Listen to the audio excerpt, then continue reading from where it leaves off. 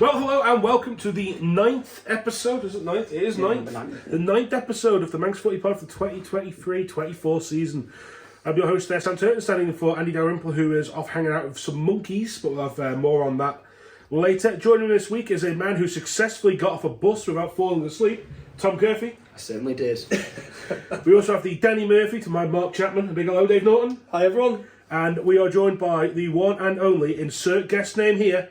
Oh, the joke is, of course, Paul Hatton. Okay, welcome everybody. How you doing, Hatty? Yeah, good to be back on the Manx Footy podcast again. So. Yeah, it used to be Towers, and Andy used to be here. It's in a basement, and it's hosted by me. It's a lot less glamorous. We've gone downhill, haven't we? Yeah, and we remember you even did the one Manx Footy podcast in Douglas Promenade, didn't we? We did, yes. Yeah, I think we got heckled by some of the Russian lads halfway through. Yeah, and some seagulls too as well. How many times have you been on the podcast, Hatty? I think every year you've done at least one. So is he the most frequent You must guest? be, yeah. I reckon so. You must be, I think, this is your 5th time now? I'd say so, yeah. Yeah. I think Season ticket holder. You can't get enough of Hattie. So. Yeah, I think we even did another year. We did it in the Costa Coffee place in the In C Terminal? C Terminal. Other coffee shops are available, even though I am. Yeah. Is that from Crosby? Yeah. We Not don't, today though. Yeah, we don't want to be deemed to any partial one brand, so there are other coffee outlets there where you can purchase your coffee. So So before we go off topic, I do want to ask, what's your go-to coffee? What's your go-to? So you go to Costa, Hatty, what are you drinking? I see you as a cappuccino man. Americano. Oh, so you got it all wrong. Yeah. He likes a pint of the black stuff, you see, so it has to be similar colour. Yeah. Yeah.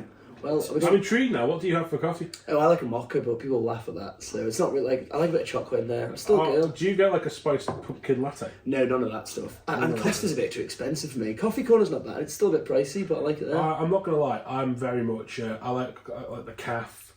I like the Proper greasy buttery, spoon coffee. like a proper cup of tea. So I don't drink coffee is the other thing. Yeah. Well, I drink tea. So I'm not into like expensive cups of tea and all that. I'm quite happy with like the sort of place where I imagine the tea bag has just been sort of like dumped in with a bit of hot water poured on it. I'm happy with that. Well, we not have with to- the calf and the butter. We do that. They treat their customers they do with the breakfast food. But, speaking of teas, you weren't overly impressed last weekend, were you, Sam? Right, so I can't be too critical of this because technically I do owe Air United £1. I mean, free tea must taste better, sure. Well, yeah, because I basically I got up there, Hatty, right, and I had cash. I didn't have cash on me. Sorry, I spent my cash in the shop round the corner, Right. like an idiot, and I thought it's 2023. Everyone will have card. They do have card at Air, but only on the bar, not on the Serving hatch. The serving hatch, yeah. Now, obviously, it was a very busy game. There's like well over 200 people there, lots of cups of tea flying out all over the place. And I went, I'm going to get a cup of tea. And it was only as I got to the front of the queue, I thought, I haven't got any money on me, I've only got my card. I've got my phone. And I was like, I'm going, so do you take card? Oh, no, we don't, sorry. But the bar does, so, but it's just, don't worry about it, right? It's just a cup of tea, just, gives it later or something. All right, grand. And it was just like really pale, and I was just a bit sad about it. And I used it. The benefit was right. It was a bit chippy. It was a bit cold, and so I was using it to keep your hands warm. And I feel bad saying I didn't enjoy the tea because it was free, although I will be paying it next time up there. Yeah. I just was a bit sort of like sad about the colour of it. So, this season, you've had a bad cup of tea, and as Hattie mentioned before we came on air, it's been a bad pasty this season as well, hasn't there? Yeah, it has. The burnt pasty debacle. St John's had a black one, didn't they? That was the worst I've seen. God. Yeah. I think... Yeah, so it's been a challenging week. But what about you, Hattie? Good week besides? Yeah, it's a good week. I was down at St John's versus Mills, two teams I haven't reported on this year. I thought probably two teams last year that were flying high in the Premier League. I think at one time St John's occupied pole position. And Mills also Railway Cup team last year. Yeah, I think they qualified for the Railway Cup semis for the first time in the club's history, which is just over 100 years of age. But I think both teams endured what they call halfway season syndrome after that, and they had their mixed bag of results, and we're getting a mixed bag of results this season too as well. Probably more so St John's. I thought Mills really had to win last weekend to remain on the coattails of Railway Cup qualification, but I think it's so much more hard now because I just see it within those 6 teams above them now. And how big a result do you think that is for St John's? Because obviously they've had a tricky start to the season Is that going to give them a confidence boost now, or like what do you think? I think it'll give them a bit of a confidence boost. As just saying on the table here, they're just 4 places above the relegation zone. But I would expect like Sam Brown, manager, and the lads will be looking to kick on from there. I think they do miss Dean Lees up front, who's with FCL of Man. But I thought there was a bit of a lack of quality in attacking third from both teams last weekend. And I thought just need a bit of like quality from Sean Brock to turn a defender in place. Brock, is it? Yeah, Brock, exactly. Stole your headlines. Yeah. To where he just beat the defender's mark and just took it into the back of the net in the closing stages. So you mentioned that you went to that game, St John's Mills. How does Paul Hatton choose his game? I noticed it's been early at the start this week. Monday, you've decided now where you're going to go. How does Paul Hatton choose which games he's going to go to? Does the fact that you've not covered them two clubs like factor in? And is that the main reason why you went to that game? Yeah, because I believe that it should be shared around because I'm reporting on Laxey versus A United this week, and I have seen Laxey once this year and lost 5-2 to Ramsey just a few weeks or so ago, but I haven't seen A United this year, and I think we should all have like a good chance to see what all the different teams have got to offer within the Premier League and also on times in the Division 2. And Sam, you obviously watched last weekend, and a couple of times you've seen them now. Obviously, they're the team to beat at the moment. Do you think they'll carry this form on?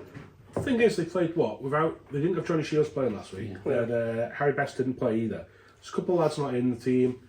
I just think that despite that, they turned up.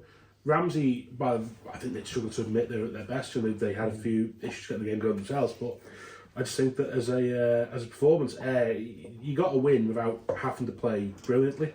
Yeah, Sean Kelly was really good last week. Really was on it. Yeah. So I just think that that is a sign of you hate to sort of tip at the sign of champions, but they just keep winning. Yeah. And as long as they keep doing it, was it 4-point lead they got now at the top? I think so, isn't it? I think you've got the table there. I think it's 4. Yes, 4 points. Yeah. So positive week, but with a game in hand too as well. So even better. Yeah. Well, like I said, they were the first week of the season, wasn't they? Had their week off, so they've sort of got that game ahead of the others. So it'll be interesting times. Tell everyone about the biscuits. Okay, let's all have one and let's give a review. I feel like. Okay. Yeah, because I've never seen these before. They are Cadbury Choco Sandwich. Okay. I've never ever had the luxury of having them. You can thank Poundland for these, or Deals, should I say? Yeah. For the two shops are available. So. Deals, what place? Magic. Still £1.20 in there. Though. Yeah, both these packets are £2.40. Bad going, is it? Hatty's eyeing these up. Okay. I've never seen a man look so keen. Okay. He's giving it the one, sir. Oh, cheers, buddy. Okay, fine. Yeah. Okay. You have to like the connoisseur, like yeah. Okay, chocolate off the. They do look good. Yeah. Ooh. Yeah. I'm not involved in that. Plus, I was going to say. But these are a bit fancy, aren't they? Yeah. I mean, if you watch this on YouTube, you'll be able to see. But look, they've got like an inside to this packet. I don't know how that goes with the whole environment, reducing plastic stuff these days. But that's a bit. They're a bit posh. Crumbs everywhere. They are good though. They are defined, I think. We should start rating the biscuits every week. Last week the right digestives and nothing's beaten that for me. Yeah. Well, this is it. First season we had a takeaway rater, didn't we? Like every guest would say their favourite takeaway. So I think we've got to have a bit of a poll of the best biscuits, I think. So Hatty, favourite pub? Oh, what a question. Go on, Hatty. Favourite pub in the old man? I quite like the Baltic and Foxtel. Oh wow, that'll please a lot of the Foxtel boys, isn't it? It's a shame it's a bit off the beaten track living in Port Erin, you see, but difficult to get buses to and from. Exactly. Yeah. So, but you can't judge a pub by the location. You've got to judge it by what's inside, don't you? And the Baltic's lovely, isn't it? It is, yeah. And they always serve good Guinness there too. It's one of them pubs I always feel with Foxtel. When you walk into it and you're not from the area, and everyone looks at you and goes, "Who the hell are you?" It's a bit like the Western movies you see, Wild West movies, and you got like someone's probably playing a piano or someone playing a jukebox. You need to proper saloon doors that open up. Yeah. And somebody walks in through the door, and everyone just turns and stares, and the place falls silent. It's funny. This season of the podcast, we accidentally called the Division 2 JCK. So You just said the Baltic. James Cubban will be absolutely loves it. He'll be absolutely loving this podcast. Won't he? If he's making royalties for every mention, it's absolutely amazing. Exactly, it's brilliant. But This podcast was brought to you by your friends at Visit Foxdale. I do think one of our external pods should be in the Baltic. I think if we can get there and do it properly, that'd be good. Over buying Guinness. I'm just trying to think who'd come on from Foxtel. Bet you would. Bet you would. Stephen Bettridge. I don't know about Barton, but man, that'd be an irritating podcast if Barton. Yeah. Twana probably would, wouldn't he? Barton suggested Ricky Newsham as well. He's not a bad player. Yeah. That's a shout.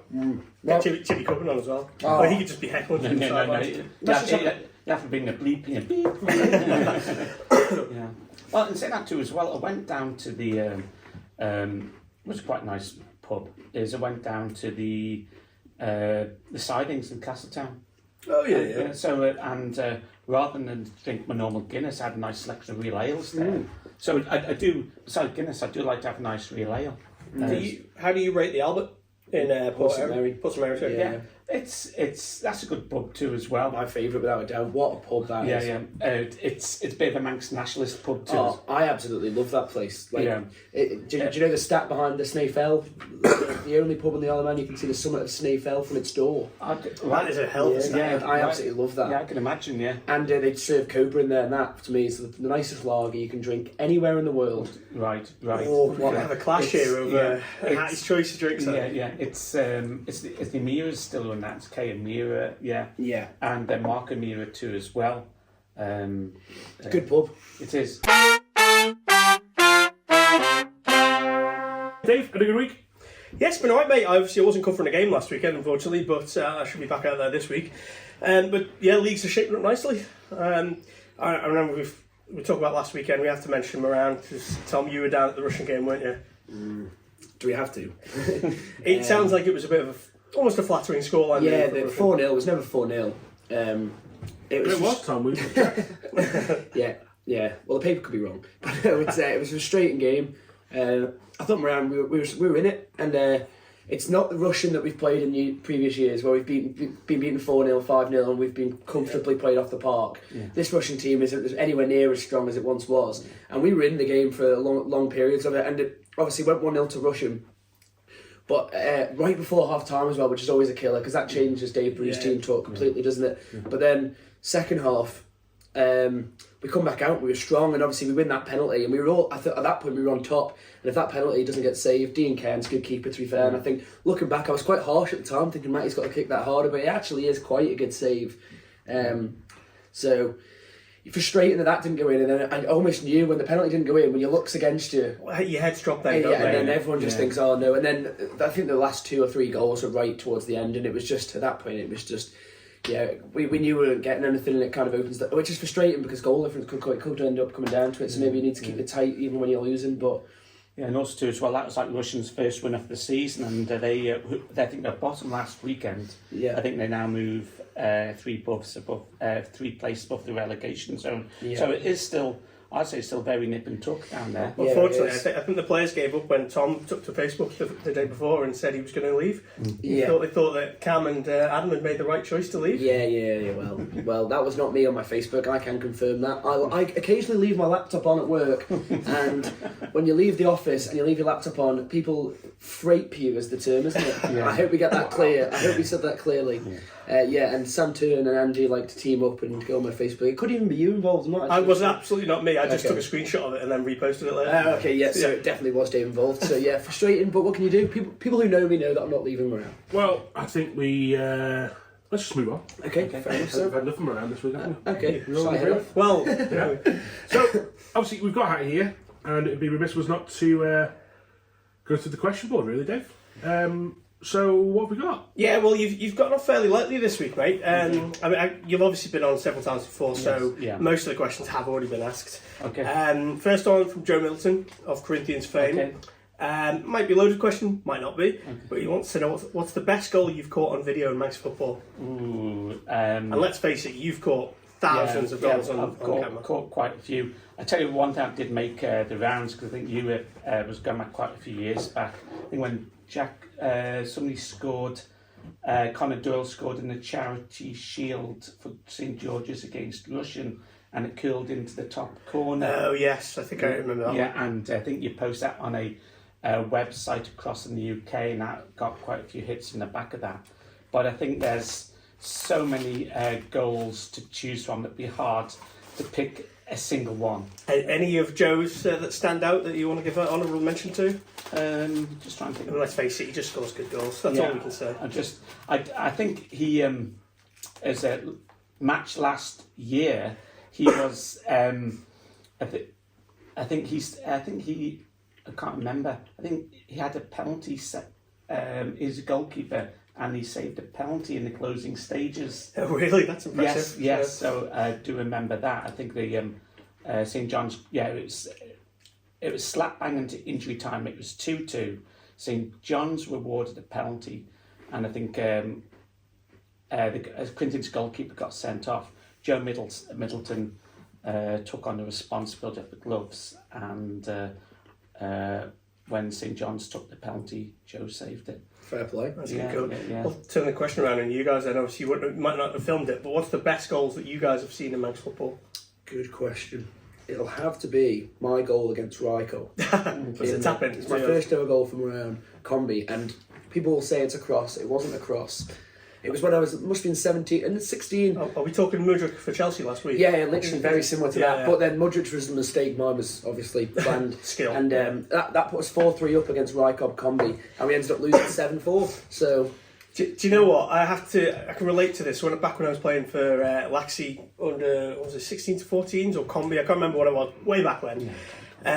We were playing, I think it was Police in a friendly, and they were shorter players. So, being one of the Laxey rejects, I got shunned over onto the Police side, and I was bombing it down the right wing, and I crossed it in, went over the goalkeeper. I was like, first ever goal for Laxey, and it was against them. Scoring against you, I like it. Devastating. I mean, if we're going to pick our own goals, I had the one for Govs against St John's in Combi 2 a couple of seasons ago. Yeah. Last minute equaliser, about 40 yards out, lobbed the keeper.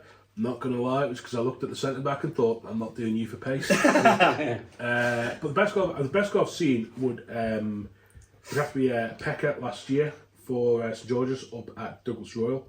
Yeah. And he was the famous champion, the European Cup final one. Oh yeah. Why can I not remember his name? Are you for Liverpool? You mean? No, well back up over his shoulder. It was literally Pekka's going that way. The goal's there. Goes over his shoulder. Oh, Zidane at Hampden Park. Like volleyed back across himself into the far corner, and it was one of them that hit the stanchion on the way in, sort of thing. It was absolutely stunning. Yeah. Now, you've just mentioned the word stanchion. It brings me to our next question. Now, we can't have Hatty on the pod without mentioning the goal that never was. Hatty went viral years ago. I'm sure you guys know I this. remember this. Yes, Tim Collins. Yeah. Tim Collins, a combination Division 2 match. And I want to try and get some video footage for governors who, because Alex Mazzotta was involved then.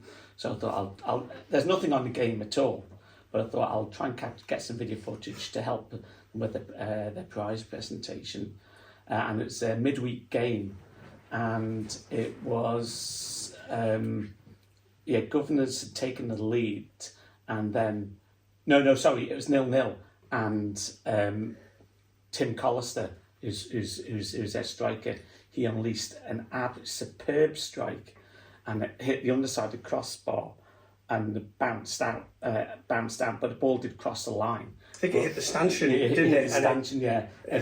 And then then before you know it, Tim Collister was getting the celebrations, people cheering for like, great goal, Tim, and even the hug. And next minute, the referee Johnny Hogg just waved, play on. And did Governors go on to score? Yeah, and then what happened is they counter-attacked, and then Emilu ended up conceding a free kick. And from the resulting free kick, Governors equalised. It's only in Div 2. It's brilliant. It's Combination Division 2. Combination Division 2. Yeah, it's Combination Division 2. Combi 2 is the world. Yeah. That had several million hits, didn't it? Was it Lad Bible or Sport Bible? One of those kind of picked it up, didn't they? They did, yes. And they then sold it to the other, the main newspapers like the Daily mirror, and they Hatty's still living off the royalties. yeah. Just interesting to mention there about probably two goals, two good goals, which I also saw. One was in I think Hospital Cup final involving Callum Morrissey. I was about to mention this one. When the goalkeeper just for the Grand Slam, I think this was when he just launched it forward and he sent it to the park, it just brought it down and he just turned in the sixpence and volleyed, and it just dropped into the back of the net. It was absolutely brilliant. From memory, they were trailing Peel. I think it was like 3-2 or 2-1 at the time, and he scored this absolute worldie to equalise, I think, and then they went and scored another in injury time, I think, or maybe it was the winner. I'm not sure, but it was absolutely brilliant. It was brilliant. There's that goal, and then I just thought from a women's football perspective, has to be probably Sarah Wignall's goal against Jersey when she made it, I think 3-1, where she just found space on the left hand side, and she just there with the ball, and she released this superb shot into the top right hand corner, because I think she went to score every single round of the into Ireland. This was in Anglesey in Swan, wasn't it? 2019. Yeah. And she ended up winning the player of the tournament too as well. That was people just from the sideline going, "Whoa, what a goal!" I'm just saying, it's possible to mention great goals in Irish football without mentioning that Luke Murray goal. Oh, which is just yes, obviously he went on Match of the Day, didn't he? It was shared all around. It was phenomenal. I did get like one overhead kick, and that was Scott Cameen down at the Niverson Stadium, and I think of those around that time. The Budweiser was offering that competition about goal off the what do you remember that? The non-league football. Yeah, the non-league football. Non-league football, and that got submitted to as well. So, but it didn't win. There's been some worldies over the years. Yes. Yes. What's other than yours, Tom? What's the best Moran goal you've ever seen? That's a good question. Do you remember the season when Moran went up and we had to score a few goals past Governors to go up? And yes, I was there. What year would that be? 2016? Yeah, that's right, I was there. Yeah, I remember the Governors game, but before that game we played Castletown. We were 3-2 down and we needed to at least get a point to give it any chance of going up in the next game. 3-2 down, and Stu Morris pulled out like an unbelievable overhead kick. There's a photo of it. I think Gary Waitman was there. Yeah. And there's a photo of it, and it's like, it came from nowhere. We were like last few minutes, and he scores this absolute worldie. And I remember everyone went absolutely nuts. Me and Niall were there, must be about 16 years old, and we went absolutely ballistic. Like, Moran fans travelled there on our little bikes, and we were like going absolutely nuts. We had Morris and on the back of our shirts and everything. We were proper Moran faithful then, but then we ended up going up, and that was like unbelievable. I remember cycling back on the Crosby back road, all the Moran players going past beeping us as we're cycling along, straight to the Crosby for a non-alcoholic drink because we were underage. We believe you, Tom. I remember because I was at that match too as well, and do remember Gary Waitman taking the photographs. It was him just like with his back to goal, and the ball's about to leave his foot and hit the back of the net. Absolutely silly goal, really. And then because I think that match was played at Bella Fletcher because we didn't have our pitch because the cricket. And then the following match against Governors, which is midweek, I was at that match too as well. You beat Governors 10-1. Yeah. And I took a team photograph. The team presented with the Division 2 trophy. There's also another photo I took, which was of George Kermode and also George Corkill. George Corkill. And Timo Hanlon, late Timo Hanlon, lovely photo of that, by the way, brilliant. We've still got that up. It needs to be up in the Crosby, I think, ideally. That's a great photo because I think Tim is probably still sorely. Oh, Moran, it's absolutely, and the clock we've done for him now, I know Nevin saw it. It's just a brilliant tribute to him because he always had a stopwatch around his. That's it, And we even joke saying the clock should be wrong because half the time Tim was wrong. But the thing is, like when it came at the end of the match, I always saw Tim straight afterwards and just had to confirm the times the goals went in. So, but things I would never ever argue with a TT timekeeper. Exactly. But Tim was, you don't have many chairmen at clubs that have been there for that long, put that much dedication. I remember all the old boys in the Crosby tell me Tuesday, Wednesday nights in the pouring rain, he'd be there taking training and stuff. So the dedication to the club, and not just the club, but the whole parish around really did a load for it. So, gone but never forgotten. You mentioned a 10-1 and an overhead kick. I just got a segue in. Colin Moore from Peel mentioned, so Paul Whitehead got 2 goals against Royal last week. It was 10-1, but he also had, he describes it, a Wayne Rooney-esque overhead kick disallowed for offside. And it must be a horrible feeling when you pull out a worldie like that and it's ruled out for something like that. But yeah. I wonder if who records the matches down at Peel. It's Chris Horton or it's Colin's son, I think. So hopefully there'll be some footage of that somewhere. Yeah, we'd love to. Great to see that. Yeah. Dave, what else we got for Hattie? Right, okay. Well, this is from a person who's not with us today, I don't know why, Adam Morton. He's asking you, Hattie, what is the best half-time scran on the island? Okay, well, I quite like the one. Well, believe it or not, I was down at St John's there. I know you had your... That was him. The black pasty. The black pasty, but they served me an okay pasty when the night of the Friday Night Project. They clearly like you, Hattie. Yeah. I like how you asked what's your favourite, what's the best half of scran? You went, an okay pasty. Well, it was really nice and a really nice Cornish pasty there. We've just got to appreciate clubs that are doing food. Sometimes I'm like, come on. But we do sausage rolls occasionally. Yeah, but also down at Rush, they always tend to put on a good offering. Maybe lovely sausage rolls down there. Nice sausage rolls. I know they're a local club, but they do some nice half-time. One thing I did notice being down there on Saturday, they don't open the bar till after the game. Is that to avoid lariness from the Moran fans? Is that to avoid us getting out of hand? Russian? Yeah. Didn't open it at half-time last time. Didn't open it until full-time when we were there last week. Maybe they knew what the Moran... They've obviously heard the podcast and heard about all of it. Yeah. But we thankfully the Haven wasn't too far for us to go and stop and get an ale, so... But yeah, it'd be nice if that was open a bit earlier. Okay. And Guinness is still over £4 a pint. It's nowhere near the £5 mark. So where does the best Guinness on the island then? You're a bit of a connoisseur, Hattie, so you should know this. Okay. Well, I did follow the Guinness guru until I met up with him at the Dublin. I caught up with him at the Dublin Festival in Dublin in February of this year. The Guinness guru. Some people call you the Manx Guinness guru. The Manx Guinness guru. But I'd say probably the best Guinness I've had has got to be the Baltic.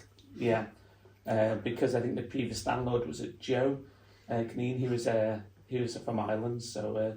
They knew how to look out for the Guinness. So, another man hoping the Fox will go up this year then. Yeah. Well, they're talking about Foxhall going up. They are now second in the league. Yeah, we'll have a look at the Division 2 soon, won't we? We'll go through. So we've got a special video question. We've got a video from Andy, which we're going to play now. You say hello to Hattie, Dottie. Say hello. Hello. Hi, Hattie. Sorry, couldn't be there today. As you can probably tell, I'm at Monkey World. We're at Monkey World, we don't really see lots of monkeys. But I still wanted to leave a question for you. Now, originally I thought I'd keep it along the lines of something along horse racing. What's your tip for this weekend? But then I thought, as I'm in one of Britain's premier primate centres, I'll probably ask the question, what's your favourite type of ape? We've seen some crackers today, haven't we, Dottie? Mm-hmm. Yes, even though it is October and most of them actually are inside. So that was worth 50 quid. I'm not well versed on the different types of apes, but imagine it's... Why not? Well, I think is there some the huge big black ones that the really huge ones that I'm talking about. Is it a great backed one? The gorilla. Do they play drums in Cadbury's? The silverback gorilla thing. Yeah, that's It's not an ape, it's a gorilla. Okay, well, okay. It's an ape or gorilla. Well, if I don't know, I'm not well versed on. I quite like, like orangutan. Well, let's see. I've got like a chimpanzee. Yeah, I like a chimpanzee. Quote of the day right there. Okay. That should be up on the board. Yeah. I like I'm going to take advantage of having this here. I'm going to type loudly now. Is a gorilla an ape? Yeah. Because if it is, then Hattie, you can have that. Okay. Since gorillas what's your favourite ape? Since gorillas don't have tails, they are classified as apes. So Hattie, there you go. Gorilla is your favourite ape. Yeah. Okay. Thank you. Well, what interesting question from Andy. Yeah. Oh, this has just gone off the rails this week. Yeah. What's your favourite monkey? I don't have one. Okay. I'm not a big fan of monkeys. I like gibbons. Oh yeah, to be fair, silverback gibbon, which we're going to go see by the way, the wildlife park soon. They're keen to. Do you milk gibbons? I'm not sure if you do milk them. No. We need to go to the wildlife park and make sure. Right, let's just move on before we get upgraded by the MSPCA. Right. Any more questions? We've got a serious one. We have a serious one. This is in from the esteemed sports editor here, Mr. Okay. John Watson. Okay. Watty, as everyone knows him. What are your thoughts on a potential new league structure in Manx football? I think he means, like, we've talked about free leagues for years and things like that. But do you think there's a rejig to be had? Yeah, I think this has currently been looked at the Alfman FA, because they're looking to maybe potentially do 4 leagues, aren't they? So the combination Division 1 will be the third tier of Manx football. Yeah. So you can have like promotion, relegation. So it's a difficult one, because you could have a situation if 2 teams could end up a first team and a second team could end up playing the same league. But they couldn't do it according to English FA rules. Well, I hope not. I don't like the idea of it. Yeah. No, not at all. No. Even if it means Moran winning some silverware? No, even if it means that, like, imagine the Combi is a feeder team. Everyone knows that. It's your second club. It's a reserve team. And I do that, and I play for it. So it's like, you're there to try and improve and get into the first team. Where, well, I say play, stand on the pitch. What an insight into your Saturday team talk. Right, lads, we know we're not as good as the others. No, but what I mean is, why would you on earth would want to play the team that you're with? You're a team. You want the first team to go on and win against the opposition. You want the Combi to. I know in bowls and other sports they play each other. Like, I know Moran A and play Moran B. Apparently quite a good game and stuff. But it's football. You're a club. It's united. Well, there's a point, because it does work in hockey, because you backers A play backers B. Yeah, and I think, I suppose we've seen it in the EFL trophy, haven't we, where they've wanted the under-21 sides, or under-23s is it now, to go into the competition. So there's an argument for and against, I think. There would certainly need to be some rules in place, because you wouldn't want to be able to share players. What's stopping that? Like, for example, what's stopping a Combi team going for a title and the first team players going, right, we'll drop down, win the title for them, and the first team not really caring? It's too much. Yes, it is. I do look at it and just think, it is a bit sort of. Would you have to say that your highest ranked team is always your first team, but there's no way through that? I mean, I don't get how you could. My argument make is it why. work. My argument is why change something if it's working. People might disagree, saying it's not working. But when I think one of the most people love to play football, and I know people complain and say it's not what it used to be. I think it's still one of the most involved sports on the island. I think it's, if not without doubt. So I don't think it's as much needed change as we might think, and I don't think there's many problems as we might think. Yeah, I think it's still fantastic. So. One thing I really don't get about it is if they were to do it, and it is still a big if, because there are a lot of things being talked about. But how would it work in terms of, say at the minute, if Moran are playing Peel in Peel, that the Combi's playing at Moran. Yeah. But if they turned it into 4 leagues and say Moran is playing Peel, but Moran Combi is due to play, I don't know, Corinthians Combi. Yeah. Then Corinthians are at home playing Laxey, and Laxey Combi are at home playing. How does the Russian. grounds work? How does it work on that side? I just think I kind of agree with Tom. I think that there are problems in Manx football, but I don't think they're as big as we think they are. No, I don't. I think we only change something if it's really broken, and I don't think it's as broken as people make. People make out that it's an absolutely dying thing, and we need to panic. A few years ago, it was better. Obviously, it sounds unbelievable and looked great, but I mean, I was thinking. I did have the thought maybe do just have one combination league in Manx football, because the numbers and combination level is dropping off. But then for some people, like the combination, some people, they know their level, and they're never going to aspire to be a great. I knew my level in competition. And maybe it just gives them that outlet, just something to aim for. Yeah. So are there any other changes that you would bring in? Like, you've been covering Manx football for a long time now. Is there anything you've seen that has changed, which has been a good thing, or is there anything else you would want to change? Well, I mean, people always tend to knock football as a pastime, but football is just such a great sport, and I see so many people involved in the weekend. They're playing in football with their mates and having a great time and entertaining the local Manx football in public. So I wouldn't really change anything as such. I mean. Are we saying there needs to be a TV tower at every ground for the jet power? Well, I mean, it's great that we've got Dean there now, just writing an article on the stuff that he's done over the past years has been nothing short of phenomenal. And like yourself, Jeff the Monger, you both like the the coverage, I think, this year has probably been one of the best it's been for quite some times. You know, going more that we still have the newspapers, but we also still have the social media too as well, in terms of like, you know, video footage and updates from great games. It's great. You can just go into a Twitter account, and you can see live updates from a match. And I think individual clubs are getting better at that Yeah, as well. yeah, definitely. Yeah. So it's brilliant. Yeah. I think now better than ever. I'd say. yeah. Well, I maybe mean- not ever, but better. No, I agree though. Yeah. I think, you know, everyone's got, well, you've got a video camera in the pockets these days on the phones, haven't they? So Yeah. everyone's able to do it, which is good. Yeah, but just adding. That was the most middle-aged comment I've ever heard you make. Yeah, but just, Nearly 40 now, mate. All the kids have got these video things. I didn't say that. but it just mentioned about the new league structure, and with, you know, we've had the formation of FC Isle of Man, and I'm a big supporter of FC Isle of Man. I do as much as I possibly can to support it. I couldn't make it last weekend because I was invited to a surprise birthday party.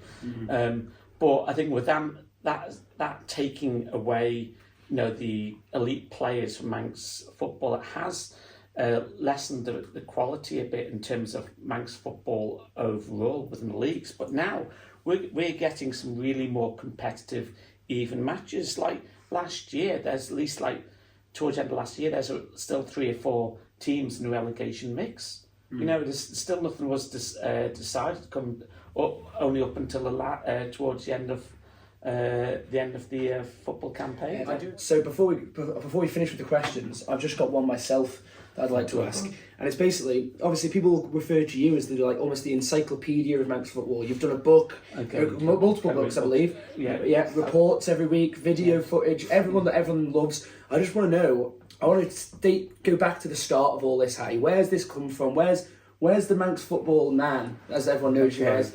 How has this started? This going to matches every week, being obsessed with the sport in the Isle of Man. How did it begin? Well, it's probably between 93 and 98. I lived off Ireland. I was working, studying in Leeds, and from since being an Everton supporter, used to watch Everton home and away. It's football still quite affordable then before it's what it is now. It's getting more of an expensive pastime because I had the use of a student rail card, so got cheap rail travel, and also football then in the Premier League was less staggered because most of the matches were still played on around 3 o'clock, and there'd just be one football match on a Sunday afternoon around 4 o'clock and one on a Monday night. And I always remember going to one football match. It was 95 and 96, where we played Middlesbrough, then what they called the Selnet Stadium. Old school. Yeah, old school. And Everton won the match 2-0. And then I got the newspapers the day afterwards. And it gave the player to the, what name this is, Mather match to a Brazilian fullback. Name just escapes me at the moment. He only came on the pitch for around 15 minutes and all he did was have a shot wide of target. And I gave him the man of the match. I thought, well, what's all this about? You know, we won 2-0, but he gave it to this Middlesbrough player. I think Jeff Stelling, in his book about each club's worst players in all the leagues, he was Middlesbrough's worst player. It was around the time, do you remember Janino, Ravanelli, Janino was amazing. Yeah, and Ravanelli and those players. So I thought to myself, gosh, I tell you what, if I could write a better match report than that. So when I moved back to the island in 1998, I started writing from local. I got involved with Rush United Football Club as a committee member, and I had a programme called The Spaniards, started doing match reports for that, and also got to know James Davis, who was then working for the newspapers, and he used to do the Southern News and also do the football, and I used to do submit some roundups for him to help him, you know, with this with the football coverage then.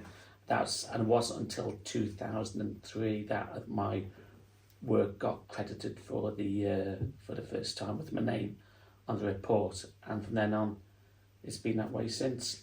Albeit I think the thing that's changed the most has got to be the use of technology. because there were times I used to probably write the report up on, and maybe if my sometimes there were occasions I used to write the report on a sheet of paper and stick it in the post.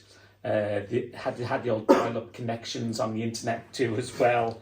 I think I only started taking digital photographs in 2005. So don't know how you do it, mate. You literally you make a note, you're tweeting, and you're taking photographs, and you're filming it. It's ridiculous. Well, like when I was down at Russian, because I used to watch Russian regularly when I was a committee member, and when I was secretary, like what I used to do is used to be man in charge. So I used to get the players subs, be in charge of the first aid, write notes, and also film the match too as well. In those days, it wasn't what we have now. It was like just a tape we should put in, so you have to press the record button. So it takes around 2 or 3 seconds to connect the reels, and then start recording then. So you've got to be very, very frugal when it comes to recording a match. You couldn't record the entire match because you couldn't edit it.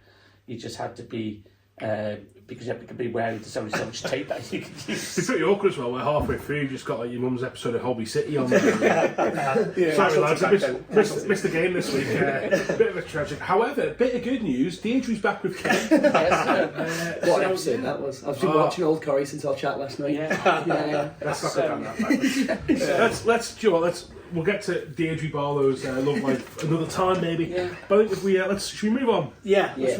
We look ahead to another quality weekend of Canada Life Premier League. Where should we start, Tom? Pick a number. I pick number 6. So that is Moran versus Peel. What a surprise. I thought we'd start with that. Moran or Peel? Moran or Peel, hey? Be careful what you say here. I was about to thank you for your services to Manx football. Okay. Well, I think Moran at the moment, I think going to be good. I'd say probably Western Derby. Is that how you describe it? Yeah, I'd say our biggest rivals, the ones we hate the most. I'd say. Okay, yeah. But I think probably Peel have lost 2 matches this season. I think Moran could make home form count, but I'm sorry, Tom. I'm just going to edge your Peel. Okay, I'll let you off this time. Okay, yeah. Fair enough. Dave? Okay. Yeah, I think it's probably going to be closer than people think, but I'm still going to have to go for a Peel win. I'm afraid. Sorry, Tom. If the game goes ahead. Now, let me just... I have a feeling I know what he's going to say. Yeah. Tom?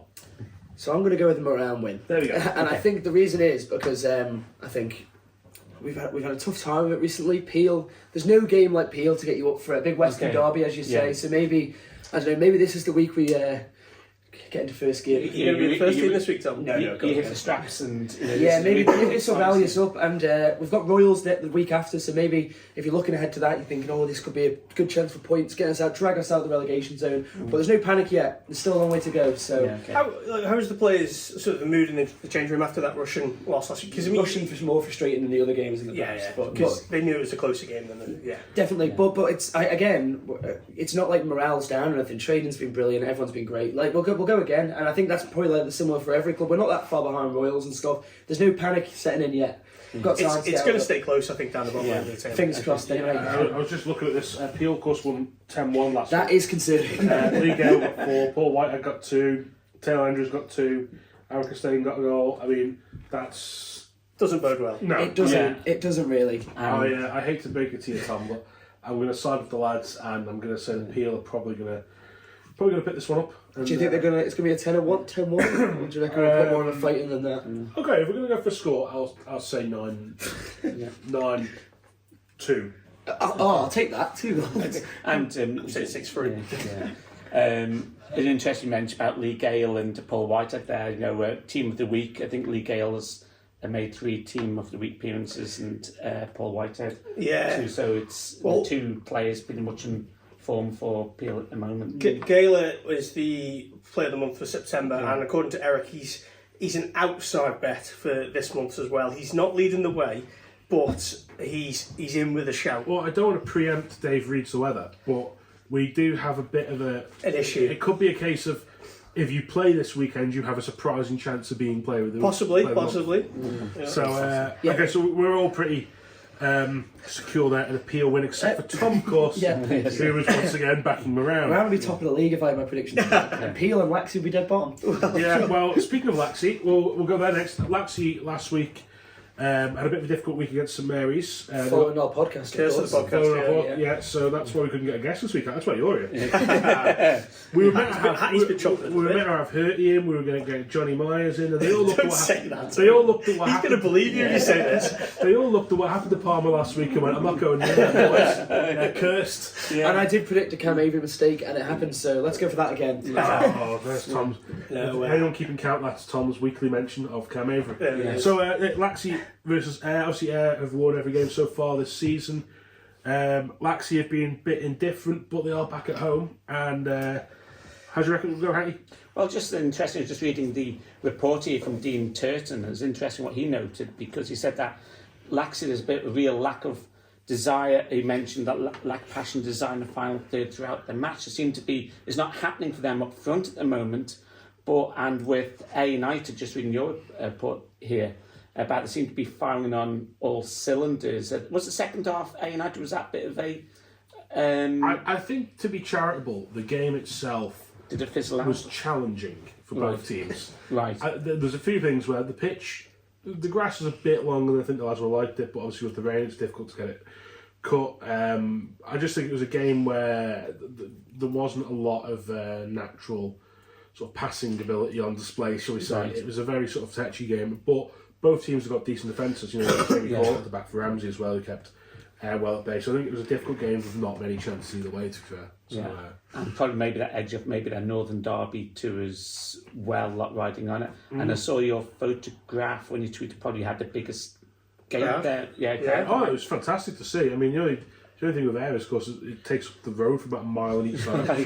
But it was fantastic to see that number of people descend on the game. But, I mean, probably not that much less than El Etifak and Riyadh this week, was it? Well, that was, what was that, 636 people watched. 696. Gerard and Henderson's team lose, and 2,900 watched Berry play with and shot. So, what can you say about that? But I think probably interesting. I think probably I'll probably maybe edging for maybe Laxey for this one, because I think Laxey will make home advantage account. But again, I think this will be a close game too as well.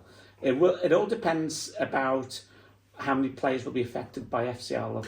Well, I can tell you that right now, actually, because I've got the squad in front of me. So Tom Creer is not in it, so he'll be available for Laxey. Joe Quayle's in it. So I reckon, looking at it, I don't think either team should be massively affected by it this week. Right. So, I think Air might drop their first point of the season in this one, but I think it'll be a draw. You're going for a draw? Yeah, because sit on the fence. We've got Laxey, we've got Dave Satterley, Dave Memorial Fence. The Andy Davenport Memorial Fence. I'm just going to tip there.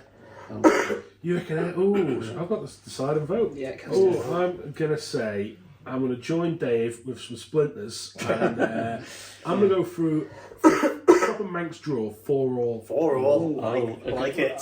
So I'll be busy with my YouTube account when all the goals come Saturday evening when all the goals fly in. Where'd you go at Laxey? Did you go up on the stanchion, up on the ramp there, or are you on the level next to Johnny and the lads? Or no, I go on the concrete terracing on the far side there. Get away from the swearing next to the dugout. I quite like the ramp there. It's a nice spot. It is good. It is.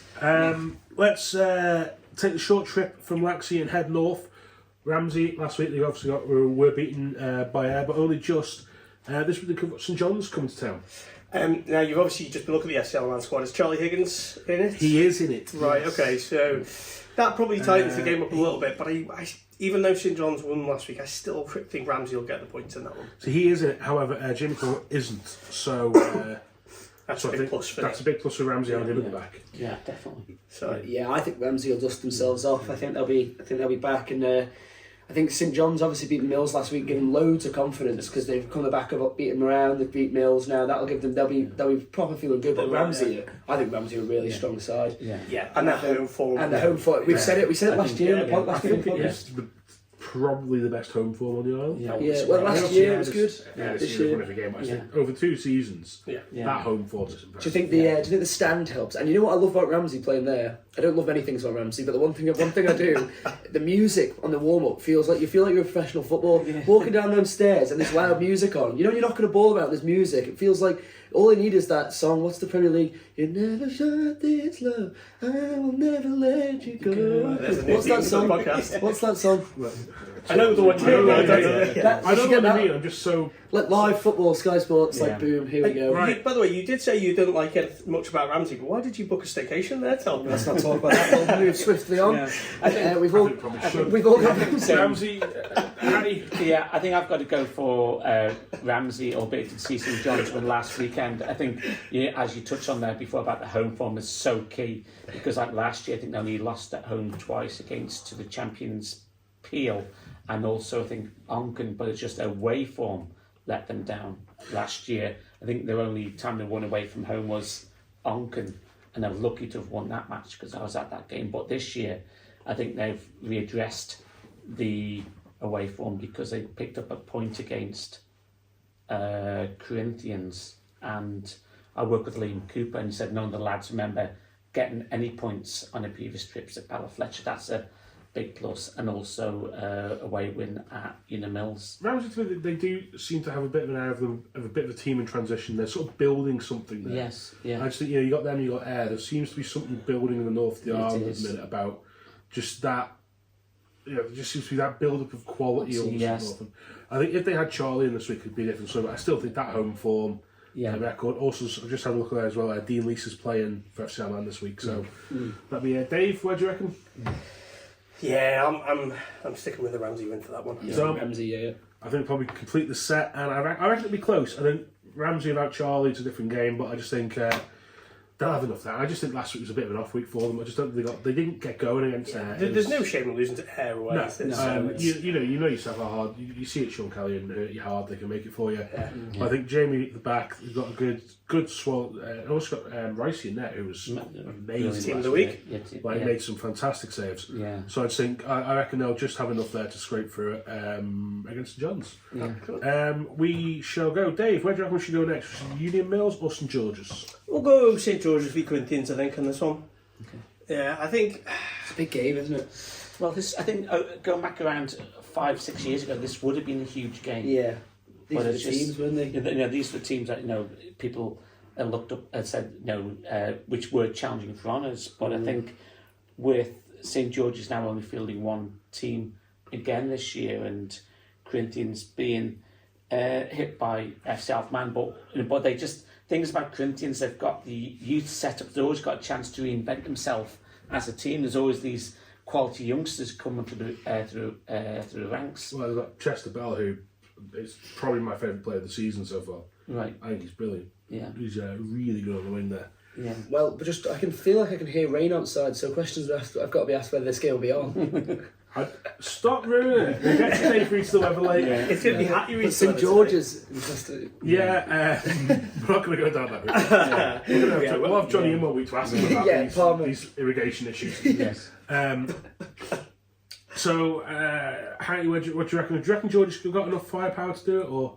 I think I'm going to opt for Corinthians in this one. Yeah, I think I just might have enough. I've just looked. There's actually just a quick scan again, going up and down of the thing here. Danny Gerard is in the FC Alman team this week. Right.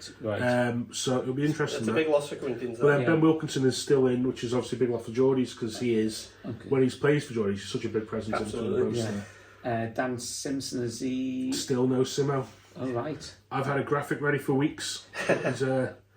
He's still not there, so I can imagine. Is he back? He must be back from Vegas by now. I would have thought so. So he'll be torturing the Geordies back line, I imagine. So you reckon Corinthians? I'd just go for Corinthians, yeah. Dave? Yeah, I think they'll have the edge in this one. I think you mentioned Geordie's firepower. I mean, I know we talked about it last week, but they have got Pekka, who's now past 400 goals, which is ridiculous. Yeah. So on his day, he can score any amount. But yeah, I think Corinthians get the points in this one. Captain Crosby? Corinthians. I am going to go for St George's. Nice. I just think, do you know what? Weird things can happen. Are you hoping that Stevie Pitts will give you a free cuppa next time you go there? Is that what I am, yeah. Stevie, if you're listening, keep the sausage rolls warm, keep the tea flowing. Let's just park ourselves around the corner and pop in to see Bradford versus St Mary's next. Bradford had a bit of a. There's clearly a talent and an ability there, Hatty, but are they picking up enough points for you? Well, I picked up 2 points, but both of those results have been teams around them because they beat Douglas Royal at the opening day of the season, and they beat Geordie's was at 6. Did they not get a point somewhere else, or did they not? Am I imagining that? I don't know. How many have they got? Have they got the lead? Have they just got 6 points? Yeah, 6 points. Oh, sorry, They beat Royal and they beat St George's. I just think for them, I think there's a bit of lack of Premier League experience. I mean, I was when we did our put our heads above the parapet for this year's 4-5-1, I tipped them to be relegated, and when I walked out of work one day, I bumped into David Kinraid Senior, and he placed a £5 bet saying, "Hatty, these teams are going to stay up because you haven't. These kids are unbelievable." I didn't see much of Braddon last year, but I was there when they won their final match against Rycott, which guaranteed promotion to the top flight. Against St Mary's, I think St Mary's now, following their win from last weekend, that's a great response after losing to Ramsey the week before. I think I've really got to go for a St Mary's win. So, I'm going to go for St Mary's win as well, but just touching on Braddon, I've really enjoyed. David Christmas. Really enjoyed it. Like, honestly, that people. This is exactly what the type of thing I'd love to read about Brown. But reading all the Manx football history and all the people doing stuff like this, saw the Facebook post of where the ground used to be. It's brilliant. Stuff I wouldn't know. Honestly, I'd encourage every club to try and delve into their history because it's so interesting to know about where the clubhouses used to be, what the traditions used to be, like all the old players. I know he's looking for missing names at the minute for pictures and stuff. Yeah, I'm sure people will be able to help. A big shout out to Dave for that, because he's done a cracking job. And it's worked really well on the paper. I'd love to. If he wants to come and do it at Bamaran, he's very much welcome. That's what I'd say. Speaking of all this, when are you bringing out your next edition of Soccer with Free Legs? That's a great question. We do need the update. Okay, well, we'll wait and see. No plans as of yet. It does need updating though, doesn't it? Well, it's a brilliant book. It delves into the history. But it'd be great to see some of the current newer honours being presented on it and stuff like that. Yeah. No plans at the moment. Well, give it a few more years. We can tease it. We can tease it. Yeah, he promises you won't mention Tom when you do the edition of it. Well, Hartley and Collins was decades between books, so Hatty's got plenty. True. Dave, who do you reckon for this Brad Mary's? Well, I think this will be the game I'm going to, hopefully, if it's on. As you said, Brad have shown a few positive signs recently, but St Mary's, they're looking good. They've got Jack McVeigh. I just had a little peek and he's in the FCL. I was going to say, he's been back in the squad the last couple of weeks, but he's back with FCL Man, so that's a big loss. But then again, St Mary's comfortable against Laxey by the sounds of it. So I think the Saints will win. I think Braddon. I reckon they'll do this. Well, we don't get a point. I reckon Braddon will do it. I reckon they'll get a win. Oof.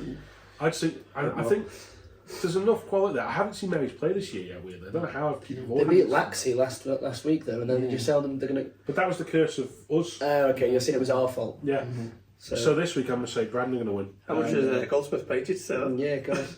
To be fair, they're definitely capable of doing it. Paul Healy has promised me some chips. And I think this is why Andy marks this stuff down, Do you think it may become a time, is this a match where these young players come of age, do you think it could be? Possibly, yeah. I think it really could be. Because I've not seen Braddon at all this season, and I will try and get down to see them over the next few weeks, and I'm interested to see. Final game in the Canada Life Premier League is Union Mills versus Russian United. Dave, you've watched both these play, have you? No, you've watched Mills play. I've seen Mills play twice. I don't think I've seen Russian yet this season. Mills will be smart after losing to St John's last week. That's a disappointing result. As Hattie says, they needed points there to keep on the coattails of the top four, I think. They'll be looking to bounce back. But Russian are a difficult side to judge, really. I mean, as I say, it didn't sound like it was entirely. It wasn't convincingly. Like I said, it wasn't the Russian of old, the one that we used to play, see at Croat Lowy, brush teams away almost. So the way I see this game, I can see it easily being a draw. I think it'll be a really close game, and I think it'll be a low-scoring draw is how I'd determine it. But I haven't seen Mills play this season yet. So Hatty? I think the only time I've seen Russian was at the start of the season when we lost 6-1 to Corinthians. So no one can say you're biased, can they? Because it's your local team, so you're not being just going to Russian. Yeah, but I think this is going to be a close call. I may even sit in the proverbial fence, and I'm going for a draw on this one too as well. I know Russian got their first win of the season last weekend, but I think Una Mills will be looking to bounce back following that defeat to St John's. I think Harris. Yeah, I was thinking Aaron's always going to get a goal. Yeah. But equally, then you got Tyler and you got Luke. Jordan Crawley, you've got... So I reckon I'm going to go for another 3-3 draw. Nice. A nice Manx score. So we head now to what Andy terms the best division in Europe, which is the DPS Limited Division 2. Well done. I know, I got that spot on. There's a game, let's face it, I mean, every game's big in Div 2, but there is a game of the week. Isn't there? And it is in the shadow of the airport, underneath the Jet Power Tower, Castletown versus Michael United. I'm almost surprised that Hatty's not going to this game, because it's the sort of game you would go to. Yeah, but based on current Twitter poll activity, Dean's going It looks like it, Yeah. So, where do we start? I mean, Tom, what do you reckon? How's it going to shape up? Good question. Michael, I've mentioned a couple of times on the podcast that the attacking threat Michael holds with Sam Grievesley, Bailey Ashton, a few likes of them. I think Michael going forward are brilliant. Castletown, from what I've heard, they've had a good start to the season as well. They drew 3-3 with Colby last week, didn't they? Which seemed like a thrilling game. Last minute. 3-1 up, 3-1 up. Yeah, Scored I think it was. And then apparently a missed penalty from Nathan Cardy, skied it. Yeah, which you read Adam's report here, that was a game changer, wasn't it? Yeah, maybe turned the Colby's heads on a bit, and it gives you motivation then. But yeah, I'm going to go for a draw here. I think it'll be again something like a 3-3 like Castletown had last week at time out. But maybe if I had to edge someone, I'd probably go Castletown. I think you're right. There's definitely going to be goals in this one. Liam Kane is absolutely banging them in for fun for Michael, and he's probably already got the silver boot wrapped up. So I from what Adam was saying, Colby were probably the better side second half, but Castletown looked good in that first half last week. Yeah, it's going to be close, but I'm going to edge it 5-4 to Michael. Ooh, right. Hattie? I might go for Castletown on the basis I've already seen Castletown play this season where they beat Malou 6-0 and very convincingly at that. Right, I have to go Castletown because I promised Sam Palmer that I would. Right. Because is that how it works? No, he listens to this every week, and he says that every week I do Castletown down. Oh, is he our only listener down south, is he? I think it's him, yeah. And me. There's two of them, yeah. To be fair, I think he listens to part of it at work and part of it at home, so we're getting a listener in Castletown and some. So we're doing all right there. But no, so I did promise him I'd say Castletown would win. Just because I did, I'm going to say Michael are going to... No, they're going to... I reckon Castletown will do this. I think it's just... but I think there's going to be a lot of goals in it. I think you could be looking at a proper, like a 6-4 sort of... Something ridiculous. Sort of drubbing. Let's have a look around then. The other promotion chasing team that we've tipped repeatedly in recent weeks is Foxdale. They're away at Malou this week. Only one winner for me. I think Foxdale. Well, that's that, Tom. Moving on. Hattie? Well, it's Foxhall, with the signing of Jay Chatwood, that's a game changer. 2 for 2, Dave. Return.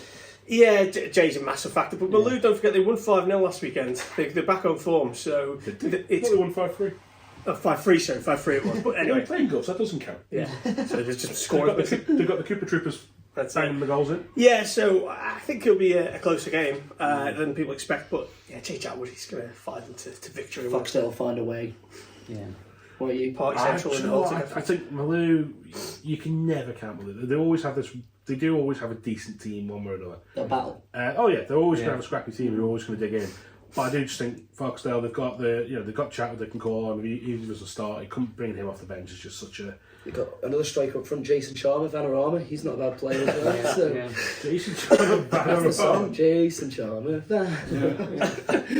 Is that to the tune of "Give Me Oil in My Lamp"? No, it's not actually meant to be. Did it sound like that? Yeah. Well, you know the advert, Vanarama? Yeah. It's Jason Charmer, Vanarama. It's when Right, okay. So anyway, I think I'm going to join you all there and go for Foxdale. I think now we need to prompt people to send in their best Mags football chants. Yeah, let's go for this actually. Because Yeah. Tom, you do this quite a lot in the office. You bring up some which we can't repeat on air. Well, the best one at the minute is our comedy striker who actually came on for the first team last week from around against Russian. His name's Ethan Reddy, and the chant's very simple. Ethan Reddy, come and get it. Na, na, na. That's just as simple as that. Right, so if you're in, ideally, if you're in a pub this weekend, I think Saturday night after the game, right? Yeah. If you've got any Go for chance Guinnesses, for your team, a few Guinnesses, Hank will come along and film it. You can just ask him. But if you just get a few points in you and just send us in your songs, ones that ideally we can broadcast. Yeah. And let's But they see don't what- have to be ones we can broadcast because we'll listen to Oh no, them we'll one day listen and to laugh. them. Yeah. We can't put some of them out. A lot of them are minor you can't broadcast. No, definitely not. So. Yeah, there's various different legal reasons why we can't broadcast yours. Yeah, we've got. But keeping down in there, Div 2 there though. Obviously, Maloo last week they did beat Governors, who are making a trip to Onken now. One time this was a derby when we were playing up at the Burma Bow. Yeah. But obviously, Governors Smile team they moved down south. I hate to say it, I just can't see Onken. I can't see beyond Onken. I agree. Yeah. I think Onken will be too strong. As well. Yeah, sorry, Governors boys, but Onken win. I just can't see. The Niverson is just Fortress Niverson this year, I think. Yeah, I'm going with Uncle Win too as well. However, as always, I hope Govs stuff them. Right, sticking with DPS Division 2, let's go to D&D versus Rycob. Now, we've got D&D are the sort of top trumps of the division. Boom, I like what you did there. What do you reckon, Dave? Where's it going? I don't know. Youth had a good win last week. They beat Pulley 5-1. They've been in confident mood. Jamie Brew's a good player. He's banging the goals in at the moment. So it might be just a bit too much for D&D, but home advantage. You never know. I think, Dave Matson pays. Do you believe in home advantage in men's football?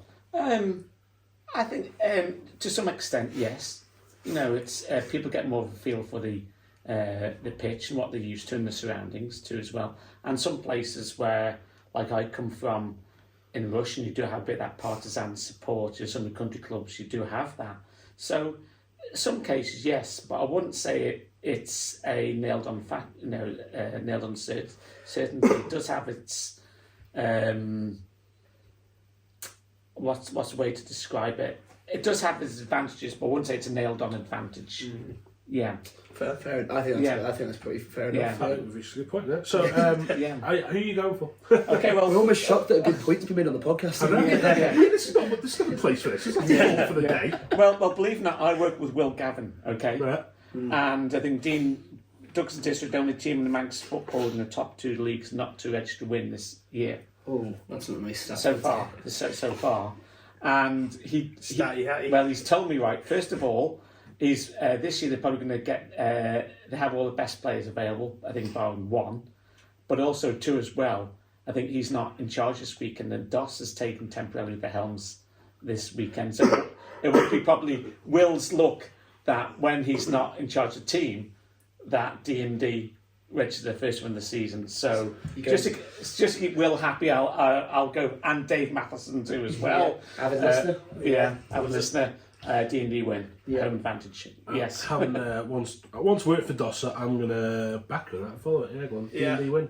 Yeah. I think it's going to be a draw then after that. Yeah. I'm going to give Rycob some credit. I think a big win last week against Pulley, and I did offend them at the start of the season by saying their pitch is awful, so let's give them back some credit.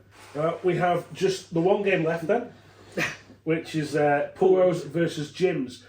Now, this is a difficult one to call because I think if Dave reads the weather, we'll find out why this is a difficult one to call. But also, they're two teams who are just in different form constantly. Like, you never seem to know what they're going to turn up with. Yeah. Jims are one of the teams that didn't play last week either, and it never helps, I don't think. That Pulley on the receiving end of a heavy defeat to Youthy, so again, it's going to be a bit of a scrap, I would have thought. Pulley have shown a few signs of life, though. I think, I think they're sort of coming to a little bit now. Lost to Foxdale 4-3. So yeah, they gave them a good go. They were 3-2 up at one point as well, so they gave them a good go. So I think it's going to be close. I think it's going to be Pulley win. I think they'll sneak it. I'm going to go the same, Pulley win.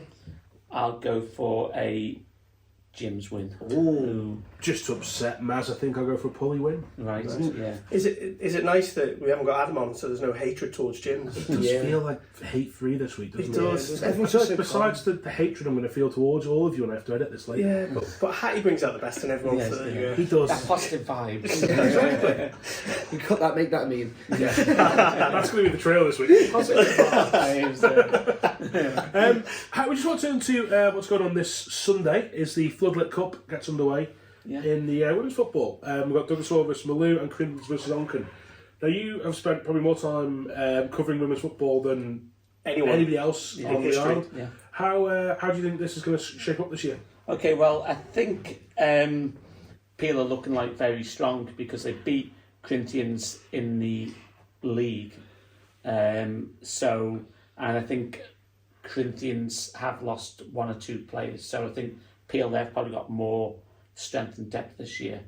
The Women's Football League is decided on head-to-head rather than goal difference. Mm-hmm. So Peel have already played their match at home and beat them 2-0. So the reverse will be very, very interesting.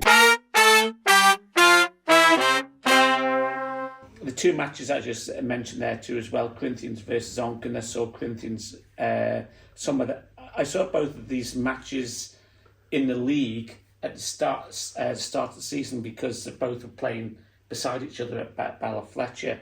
So I think Corinthians won, Onken beat Onken quite convincingly.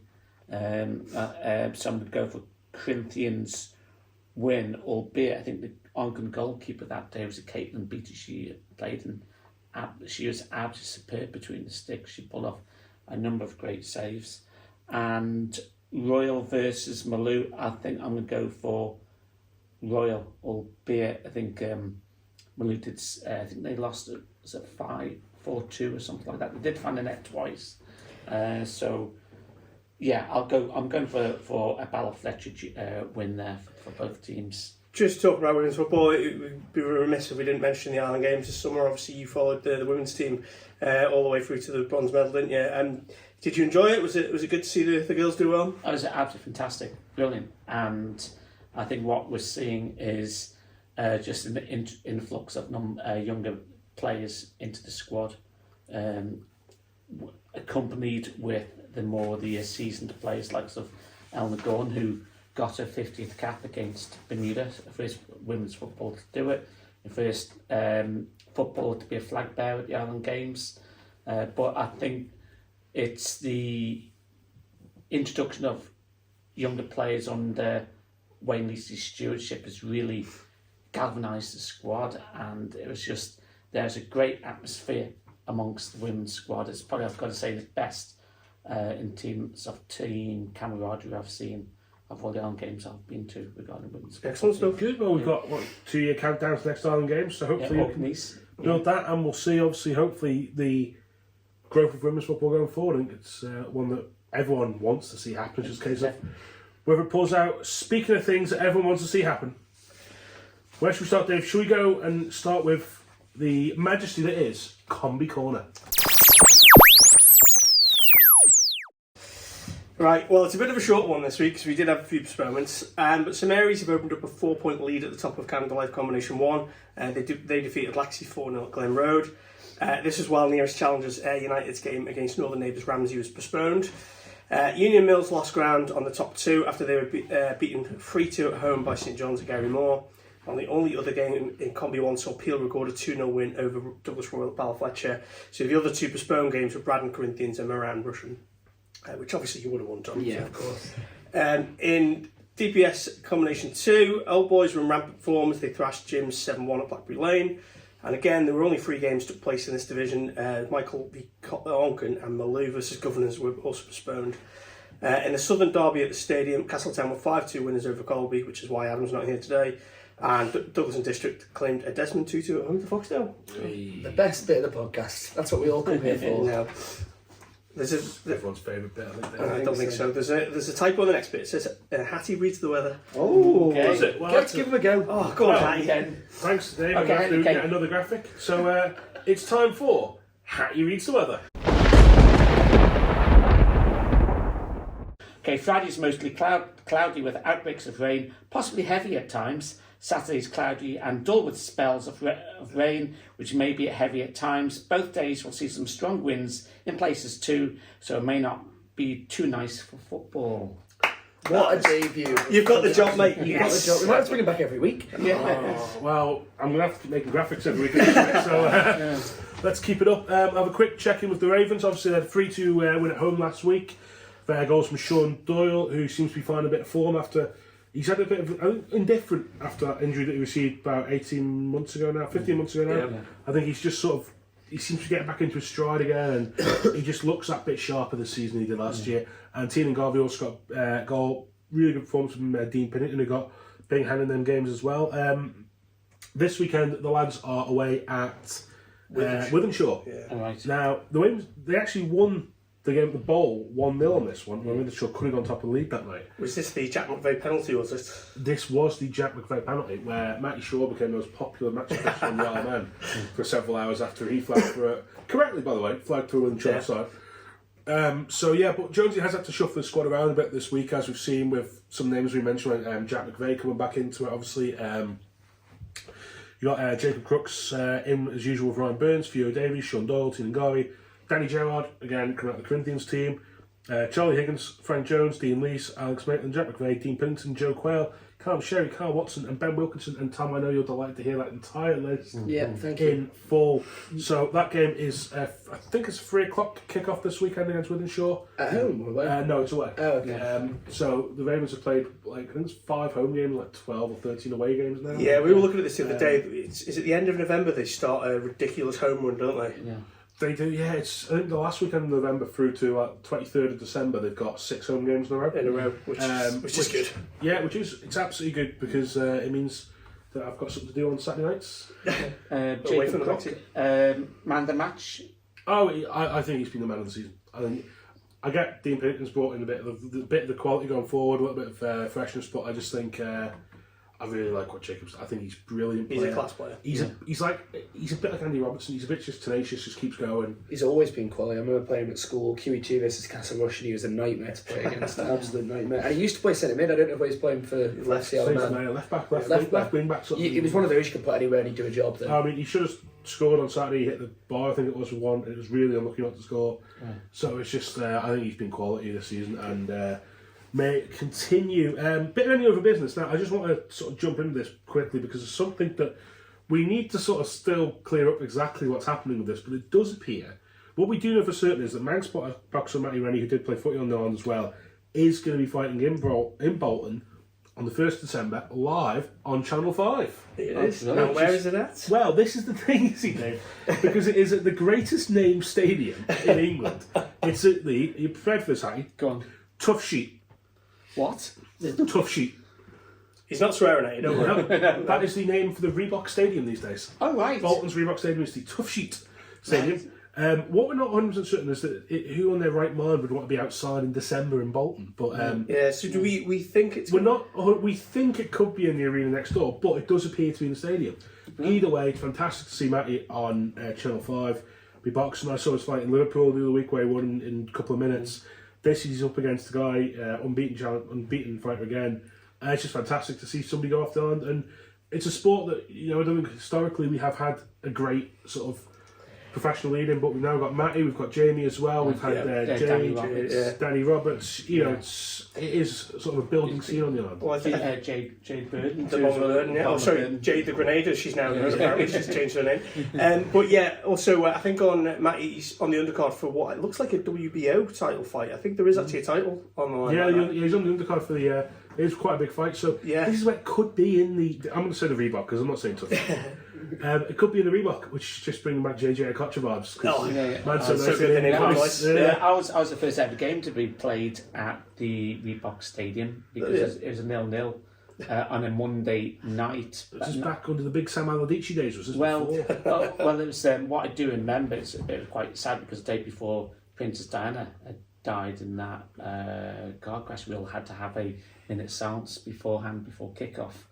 And it finished 0-0. That's a really bizarre way to be able to age a stadium. It is. This stadium opened the day after Princess died. Right? Yeah, we played the first ever match. Yeah.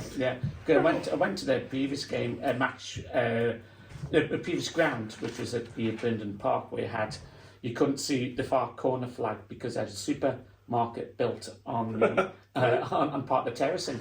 Honestly, Wow. yeah. Speaking of which, have Everton confirmed they're going to name one of the stands after you at the Bramley Dockyard? Nothing's been confirmed as of yet. If they don't do it, one club over here has to do it. There's got to be a Paul Hatton stand somewhere. Okay. Rushden United, maybe his local club. There you go, yeah. Maybe. Although Ramsey, I saw, did get you a nice little cup at their end of season do. They gave him a nice little glass tankard saying thank you for the service to Manx football. That's a very kind. A bit nicer than the Everton mug that we Yeah, have, exactly. so. But it's not just Ramsey, I'm sure, who are thankful for you, Hatty. We have to say that the whole of Manx football, I think I speak on behalf of everyone to say, Massively. you're doing a great job and keep it up and more Moran games, please. Thank you for the kind. You did catch compliments. us. You did catch our game and Hugo's first goal and his steps up. Yes. Yeah, that was must have been a great moment for him because in comedy football you probably don't expect to get your first goal for a football team to be on video. So that man can watch it. I think there was something like 200 views, and I reckon they were all Hugo sat there in his bed that night. That was excited to. It was a game of two halves that night because I thought the wind was a bit of a level in that factor too. You took some unflattering pictures of me as well, which I wasn't a Right. massive fan of. Right. We won't Well- insert these now. Don't even think about doing that. We will not insert them. Well, if you want to see unflattering pictures of Tom, make sure to follow Hatty on Twitter, on Facebook, on YouTube, X, Prof Hatty. Yeah. X, whatever.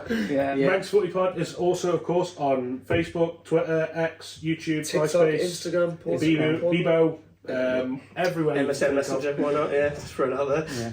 Yeah. Giving you a nudge and a half there, Dave. And Tom, anything else? No, that's all from me. Well, with that, that's all from all of us. And Quick note, sorry to interrupt, from the FA this week. we have something. Yes, we Yeah, do. business. I'm sorry if I can't pronounce the surname right, but Lewis Morns, he's joined the FA board as a non-executive director.